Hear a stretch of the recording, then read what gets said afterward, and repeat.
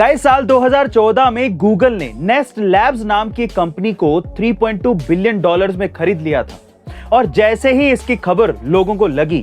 दोस्तों, आपने टैक्सीज में कई बार ट्रैवल किया होगा, लेकिन कभी आपने सोचा है कि अगर ये टैक्सीज उड़ने लगे तो? जी हाँ फ्रेंड्स, हम बात कर रहे हैं एयर टैक्सीज की। गाइस, अगर हमें किसी के आखिरी पलों में उसकी आखिरी ख्वाहिश को पूरा करने का मौका मिल जाए तो उससे अच्छा शायद कुछ हो भी नहीं सकता है। दोस्तों, जिस देश में स्कूल के अंदर एग्जाम कराने के लिए न पेपर हो न स्याही हो, सोचिए उस देश की हालत क्या होगी। जी हाँ दोस्तों, हम बात कर रहे हैं हमारे पड़ोसी देश श्रीलंका की। गाइस, साल 2014 में गूगल ने नेस्ट लैब्स नाम की कंपनी को 3.2 बिलियन डॉलर्स में खरीद लिया था और जैसे ही इसकी खबर लोगों को लगी, लोगों ने गलती से स्टॉक मार्केट में नेस्ट लैब की जगह इससे मिलते जुलते नाम वाली एक कंपनी नेस्ट पर इन्वेस्ट कर दिया और इस चक्कर में इस नेस्ट कंपनी का शेयर 1900% से बढ़ गया, जबकि यह कंपनी वो थी जिसे गूगल ने खरीदा ही नहीं था।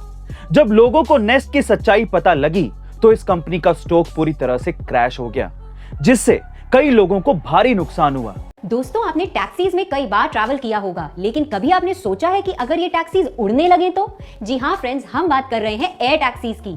वोलोकॉप्टर कंपनी दुनिया का एक बहुत ही एडवांस्ड एयर टैक्सी ऑपरेटर है और बहुत सारी कंट्रीज जैसे जर्मनी, सिंगापुर, दुबई ने पहले ही इन्हें लाइसेंस दे दिया है। प्लान ये है कि 2024 से ये सर्विस सिंगापुर में शुरू हो जाएगी और 10 से 20 एयर टैक्सीज यहाँ की पॉपुलर टूरिस्ट डेस्टिनेशंस जैसे कि मरीना बे सैंड्स और सेंटोसा को सिंगापुर एयरपोर्ट से कनेक्ट करेंगी। ये air taxis vertical take off और लैंडिंग का उपयोग करेंगी। ये बैटरी ऑपरेटेड एयर टैक्सीज एक छोटे हेलीकॉप्टर के कंपैरिजन में 4 से 5 गुना शांत हैं और ये लगभग 200 किलो का वेट उठा सकती हैं। इनकी टॉप स्पीड भी 110 किलोमीटर पर आवर है। इनफैक्ट अगले 1-2 सालों तक ये एयर टैक्सी सिंगापुर से इंडोनेशिया और मलेशिया की टॉप सिटीज का ट्रैवल टाइम भी घंटों से मिनटों में कर देंगी। गाइस, अगर हमें किसी के आखिरी पलों में उसकी आखिरी ख्वाहिश को पूरा करने का मौका मिल जाए तो उससे अच्छा शायद कुछ हो भी नहीं सकता है। ऐसा ही कुछ देखने को मिला जर्मनी में, जहां पर 20,000 लोग एक बच्चे की आखिरी ख्वाहिश को पूरी करने के लिए अपनी अपनी बाइक्स के साथ सड़कों पर उतर आए।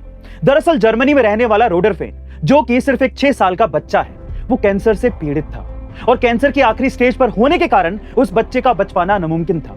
बच्चे को बाइक्स और उसकी आवाज सुनने का बहुत शौक था और उसकी इसी ख्वाहिश को पूरी करने के लिए उसके माता पिता ने सोशल मीडिया पर यह पोस्ट डाला था।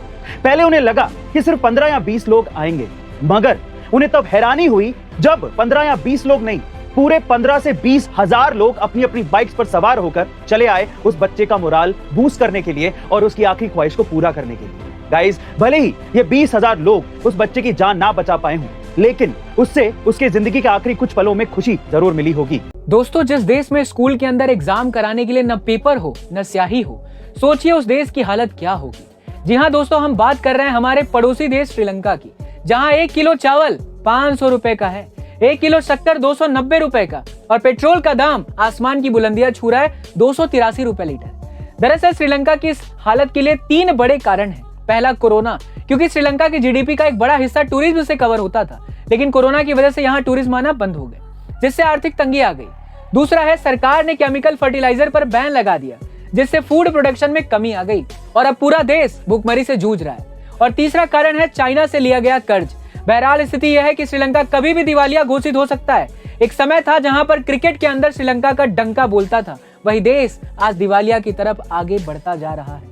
लेकिन आपका क्या ख्याल है, हमें कमेंट सेक्शन में जरूर लिखिए और ऐसे इंटरेस्टिंग वीडियोस के लिए हमें लाइक शेयर सब्सक्राइब करना ना भूलें। मिलते हैं अगले वीडियो में।